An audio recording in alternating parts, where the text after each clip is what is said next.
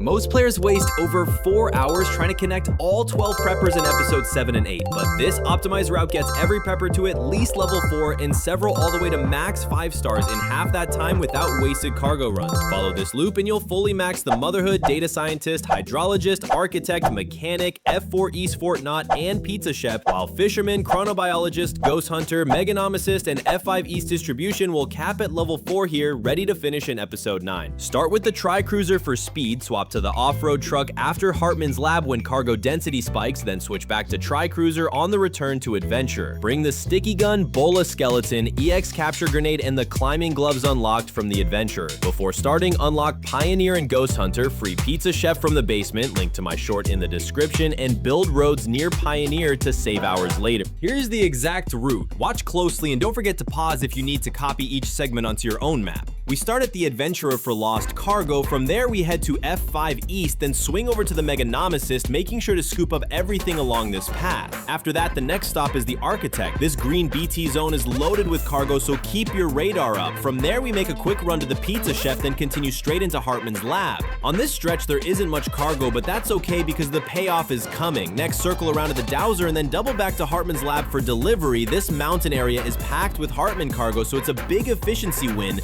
From here, we push to the Data Scientist zone covering the forest and that old weapon site. Lots of solid cargo spawns here. Next up is the Pioneer, but heads up, this sand is brutal without roads, so if you've pre-built them, you'll save yourself a headache. Then it's over to the Motherhood where you'll want to gather everything you can because cargo here helps max out Motherhood, Pioneer, and the Mechanic all at once. Afterwards, swing to the Mechanic and clear his nearby path. Always a few lost cargo pieces here. Once that's done, we need to circle the island. Make sure you fully round it before heading out to F4 East Knot. After that, push towards the Ghost Hunter. This area is crawling with BT, so if you've got EX Capture Grenades, this is the perfect place to use them. Next stop, the Chronobiologist. The climb up the hill here is important. Don't skip it. There's almost always cargo tucked on the slope. From there, we head back to the Pizza Chef, but this time we take the river path. This section is huge because it's stacked with cargo for F4, so don't miss it. Afterward, loop back through the Architect and Meganomicist once more, this time cut across toward the Fisherman and clear out his standard missions while you're there. Then it's back to F5, and here's where you want to swap the off-road truck for the Tri-Cruiser. Trust me, it makes climbing that snowy hill way faster. Finally, we close the loop at the Adventure, and quick note, if you're in episode 8, Adventure won't have any cargo for you, so don't worry if it feels empty.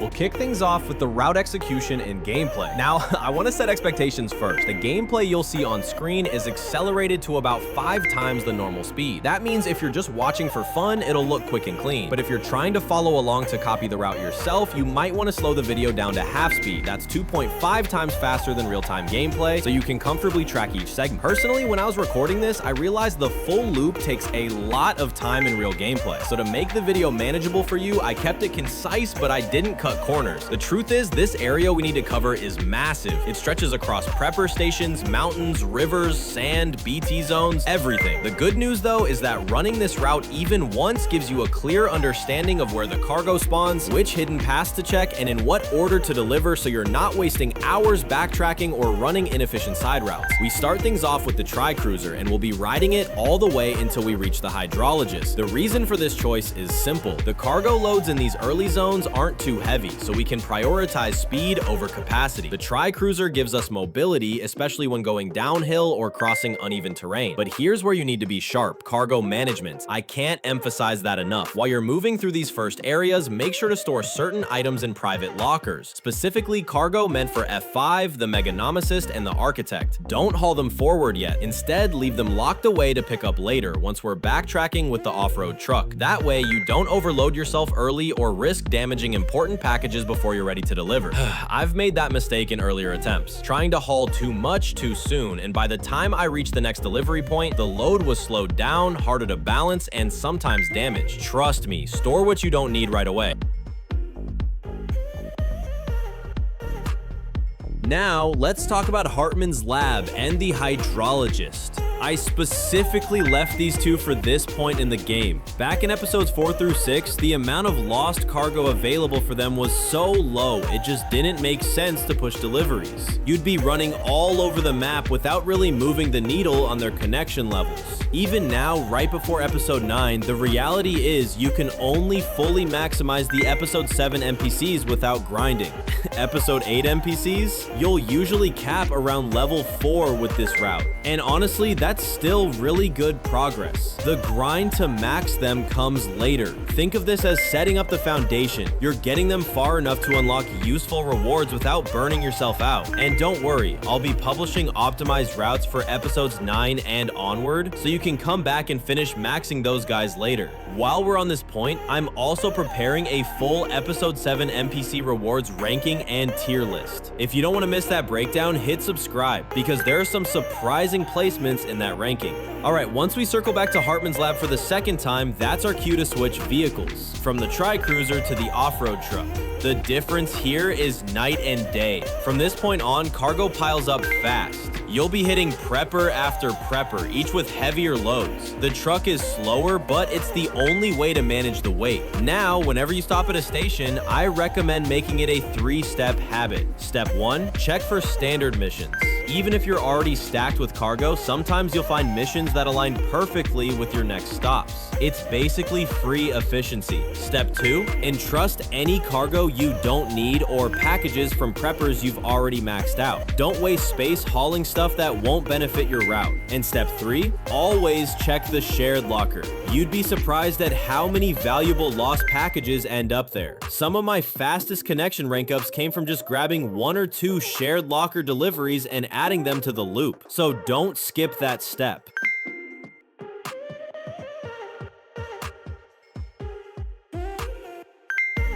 Let's talk preparation. If you can afford it, I highly recommend building the road from the data scientist to the pioneer. Without it, that section is brutal. Soft sand, steep slopes, and terrain that slows the off-road truck to a crawl. The difference with the road built is huge. And speaking of difficult zones, BT areas are scattered throughout this route. I cut those encounters out of the footage for pacing, but when you're playing, you need to be prepared. Bring your preferred anti-BT weapons, or if you're farming them, capture grenades. Personally, I like keeping at least 1 grenade pouch stocked, just in case I want to clear the area. And another big tip, downhill slopes are risky, especially when you're still on the tri-cruiser earlier in the run. That vehicle can pick up insane speed going downhill, and if you're not careful, your cargo will take massive damage from crashes. Always control your descent. Now, for battery and stamina management, if you're playing online, chances are other players have already placed plenty of generators on the map, which makes life easy. But if you're offline, bring at least a couple PCCs. Level 1 is more than enough for generators. They'll save your run if your vehicle runs dry. Another thing, use safe houses whenever you see them. Take naps to recover stamina, restore your container condition, and basically reset yourself for the next stretch. Bonus tip, if you can, travel during the day. It's not just more atmospheric, it makes spotting rocks and terrain hazards much easier. Nighttime runs are risky because you'll miss those little obstacles that can wreck your cargo.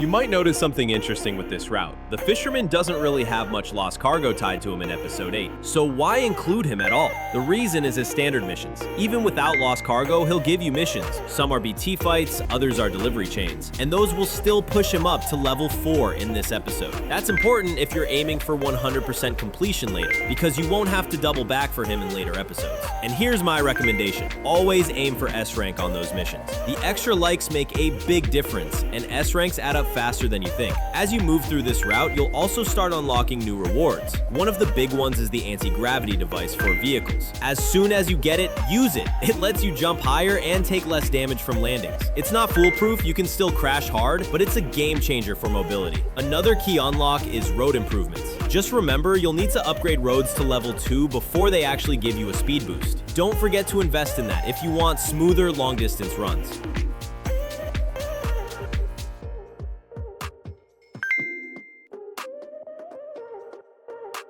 Now, let's touch on cargo spawns. Death Stranding 2 uses RNG for cargo placement, so don't expect everything you see in my footage to be in the exact same spot in your game. That's why I designed this route to sweep all possible spawn areas. A general rule, cargo tends to spawn close to the prepper it belongs to. For example, if the mechanic still needs leveling, check between him and Motherhood, or between him and F4 East Knot. That's where his packages usually cluster. Also, standard missions reset over time, so if you run the route and suddenly find there's not much left to deliver, don't panic. Wait for respawns and rerun the loop. It's built to be repeatable. Before we wrap this section, let me flag one special case, the Ghost Hunter. At some point, he leaves his station, and when that happens, lost cargo for him starts giving fewer likes. From what I've seen, it looks like there's a side order chain you need to complete before you can max him out properly. So just keep that in mind. Don't burn yourself out trying to push him to max too early. It's not efficient.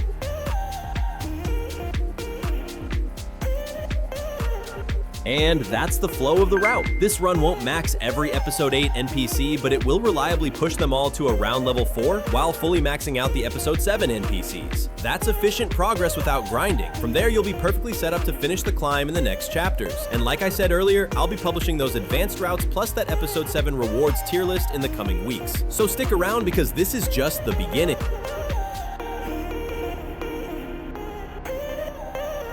Now I want to shift gears a little and share some of the things I've personally learned during my playthrough and while running these delivery routes. To be totally honest, this game is a grind. At first it might feel like a chore carrying packages over and over, back and forth, but really that's kind of the point. A huge part of Death Stranding 2 is about the grind itself, building connections and slowly maxing out all the NPCs to 5 stars. And in a way, that's what makes it worth it. Think about it. If the Platinum Trophy or that 100% completion mark was handed out easily, it wouldn't feel special. The challenge is what makes it rewarding. When you finally push through and see that last star fill in, that's the payoff. For me, I've always preferred to unlock as much as possible before reaching the end of the story. And why? Because I like having the best weapons and equipment available as early as I can. That way I'm not just surviving the late game, I'm thriving. The downside though is the further you progress through the story, the harder it becomes to max out connections within that same episode. That's exactly why I'm doing this particular route in Episode 8. It's the sweet spot for pushing all the Episode 7 preppers to maximum connection without it turning into an endless grind. And honestly, I think the game is designed that way on purpose, to make sure players don't burn out while still giving us a challenge.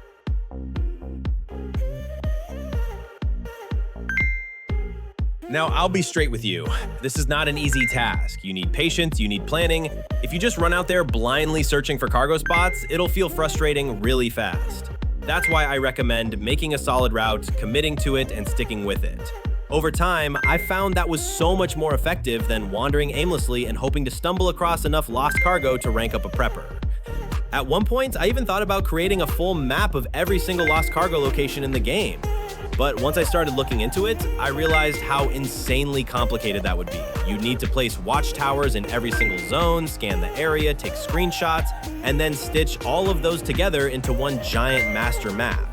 And then on top of that, you need to repeat the whole process for each zone of coverage. Honestly, it just doesn't feel viable for one person. Maybe in the future, someone with a lot more time and resources will pull it off. And if they do, that would be a game changer. Imagine, instead of planning custom routes, porters could just look at the complete map and follow whichever path they prefer. That would save so much time. But even without that, I've been enjoying this game a lot, and I mean a lot. The world, the vehicles, the rewards you unlock, the little dopamine hit when a delivery gets that S rank, all of it works for me. Even the combat, when you're fighting mules or dealing with BTs, has its own rhythm. It's never just filler, it feels like part of the experience. And I'll admit, I'm one of those people who likes to push games to 100%, earn the platinum, and see everything they have to offer. If you're like me, a completionist, then I think you'll feel right at home with this channel. My goal with these videos is to make that process smoother for you, save you time, cut down on frustration, and give you the tools to push for that 100% without having to brute force every single detail on your own.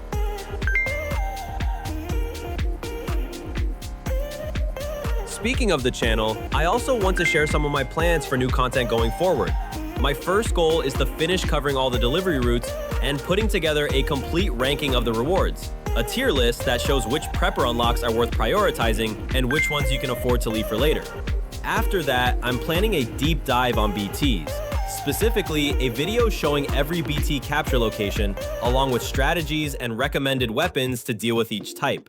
That's something I wish I had when I started, so I think it'll be super useful. And then, once that's out, I want to create a full trophy guide. Every trophy in the game explained, with tips and tricks for unlocking them in the most efficient way possible. It's not just about checking boxes, it's about making the path to platinum as easy and stress-free as we can.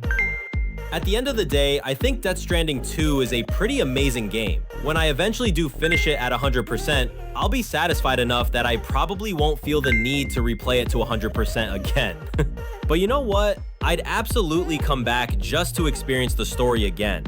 The story is powerful enough to stand on its own, even without all the completionist goals. And who knows, maybe we'll see a Death Stranding 3 down the line. If that happens, I'll be right here covering it. And I'm curious to see how Kojima and the team plan to surprise us next. So yeah, that's my take. Grind heavy? Definitely, but rewarding, beautiful, and worth the effort.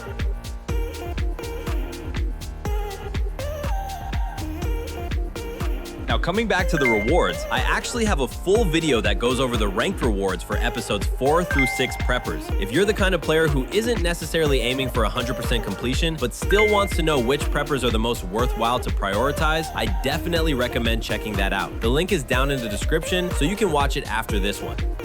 And since we're here, let me take a moment to say this. If this video has been helpful to you, please remember to hit that like button and subscribe to the channel. It really helps me out, and more importantly, it keeps me motivated to keep putting these guides together for you guys. Also, I would love to hear your thoughts in the comments. If you think there are improvements that could be made to this route, or if you've discovered your own alternative route for these preppers, please share it. That kind of discussion is super valuable, not just for me, but for all the other porters watching. Who knows, if enough of you share good ideas, I might even put together a second version of this video that includes your improvements. Now let's talk about what I consider the most tedious part of this entire route, the section between the data scientist and the pioneer. That muddy terrain is brutal. It slows you down a ton, and there's no real way around it. Honestly, I'm hoping that in future episodes we'll either get some kind of reward or maybe an upgrade to the A-Pass that improves the speed of the off-road truck in muddy areas, because right now, the off-road truck is the best option for lost cargo runs thanks to its capacity and the sticky gun, but it's still painfully slow at times. When you do max out the preppers in this episode though, you'll notice that the rewards are worth the grind. You start unlocking new weapons for the off-road truck, and I've even come across new skeletons that improve Sam's cargo capacity when traveling without a vehicle. That's a pretty big deal, because it suggests that in the next episodes, routes might actually shift away from vehicles and focus more on Sam traveling by foot. If that ends up being the case, I can definitely see zip lines becoming essential for connecting heavy cargo zones and maybe combining floating carriers with the coffin to optimize speed. Personally, I'm looking forward to that, because as much as I use the off-road truck, it really is too slow for my taste.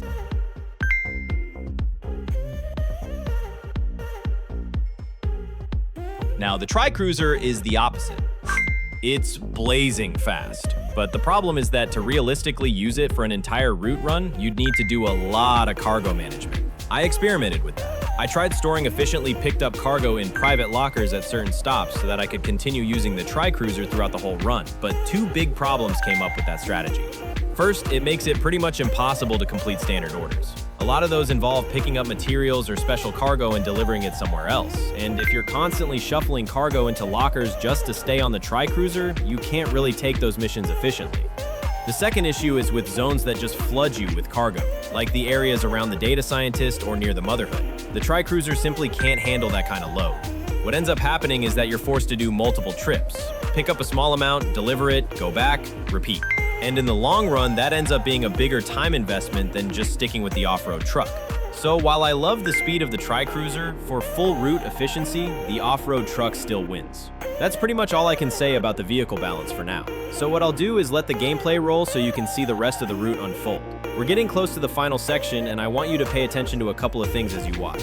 First, remember that the mapping of the route is shown at the beginning of the video. If at any point you get lost, go back to that section. Second, the reason I share full, uncut gameplay is because it lets you see exactly where the lost cargo spawns. Some of them are tricky, like the ones where you'll need to use the sticky gun to retrieve items from hard-to-reach spots. I think that's really important to show because without it, you'd probably miss some cargo and wonder why you couldn't max a prepper.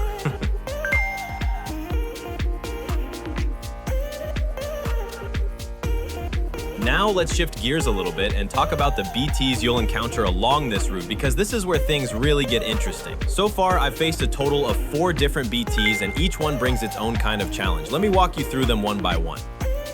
The first one is Bestia. You'll run into him between the Meganomicist and the F5 East Distribution Center. He's actually tied into the main mission, so you can't really avoid him. You'll have to go through this fight as part of the story. Now, Bestia is one of those encounters where preparation really makes the difference. If you go in under-geared or without the right tools, you're going to struggle. But if you've been following the routes and maxing out your preppers, you should have the gear you need to make it a manageable fight.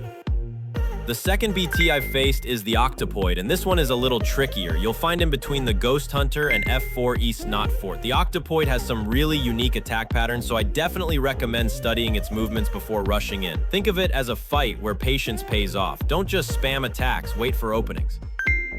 Moving on, the third one I ran into was this dolphin-like BT. He's located in the area where you destroyed Higgs's first factory. I actually really enjoyed this encounter because it felt fresh and different compared to the others. The dolphin BT moves fast, so you'll need to stay alert and keep your positioning in mind. If you're not careful, you can get overwhelmed really quickly. And then, of course, there's the big one, the one I consider the most dangerous of the bunch, the giant spider BT. I've only come across him once, and he was located between the pizza chef and the architect, right in that green zone where BTs spawn alongside Lost Cargo. This fight is on another level. His size alone makes him intimidating, but it's the unpredictability of his attacks that really raises the difficulty. If you haven't prepared well, this one can easily wipe you out. Now, here's something important. I've already managed to capture all of these BTs using the X-Capture grenade, and honestly, I strongly recommend you guys take the opportunity to capture them as you encounter them too. Not only does it make your journey safer, but it also adds a lot of value to your overall progress, especially if you're aiming for 100% completion.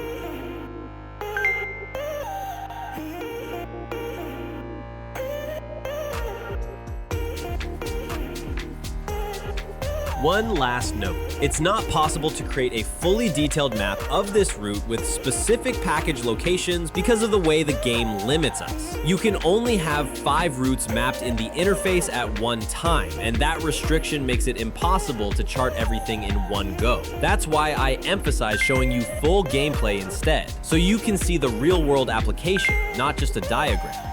So with that, I'll wrap up this commentary and let you enjoy the rest of the footage. If you've made it this far into the video, first of all, thank you. You're a real porter, and welcome to the Level Up's RPG crew. Don't forget to like, comment, and subscribe if this has been useful for you. Every bit of support really motivates me to keep building these guides, tips, and tricks, and I'll see you guys at the very end of the video when we close out this route.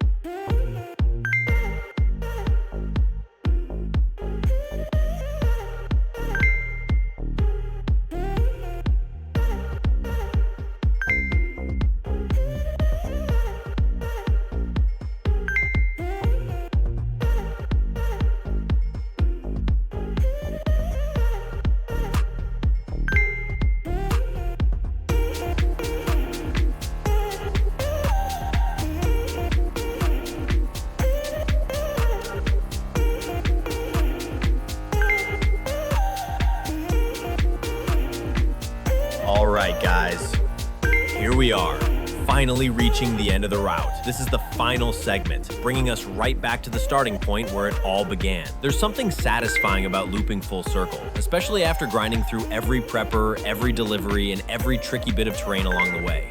So to recap, this is the optimized episode 7 and 8 route. Following this path, you'll get every prepper up to level 4 or higher. And on top of that, 7 of them fully maxed out to level 5. That's no small task. If you've been playing alongside this video or testing it out on your own, you know exactly how much work goes into hitting those levels. Now, here's where I want to hear from you. Did you spot a tweak along the way that made things smoother for you? Maybe you found a faster shortcut, or maybe you discovered a way to balance vehicles differently so that the route feels more efficient. If so, drop your version down in the comments. I'll be reading through them, and if I find an especially good one, I'll feature it in an updated video. That way we can make this community driven. The more ideas we share, the better we all get at optimizing these runs. One of the cool things about this route is that it really shows how the game evolves as you progress. By the time you're here in episode 7 and 8, you've got access to so many tools and strategies that just weren't possible earlier. That's why I'm always curious to see how different players approach it. Some people swear by zip lines, others rely almost entirely on the off-road truck. And then there are those who try to speedrun sections with the tri-cruiser. Honestly, there's no single perfect way, but the route I've shown here is what I consider the most balanced for long-term efficiency. But again, this is our space to experiment, so I'd love to hear if you could improve one thing about this route, what would it be? Is it the terrain management, the vehicle choice, the order of deliveries? Let me know in the comments. Those conversations not only give me fresh ideas, but they also help other players who might be struggling in the same areas. Now, before we close this one out, let me give you a little teaser for what's next. The very next video on the channel is going to be a full rewards tier list. I'll be ranking every single prepper's unlock, breaking down which rewards are absolutely worth pushing for first, and which ones you can safely leave for later. That way you'll know exactly where to focus your time and energy. No wasted grinding, no second guessing. If you're the kind of player who likes clear priorities, that video is going to be a must-watch. So make sure you're subscribed and have notifications turned on because I don't want you to miss it. And of course, if this guide has been useful to you, hit that like button. It really helps the channel grow and lets me know I'm on the right track with the kind of content you guys want to see. I just want to say thank you as well. If you've made it all the way through this route, you're not just playing the game, you're really mastering it. And it's been awesome sharing this journey with you. Alright, that's going to do it for today's video. Stick around for that rewards tier list, and until then, keep delivering, keep optimizing, and as always, stay safe out there, porters.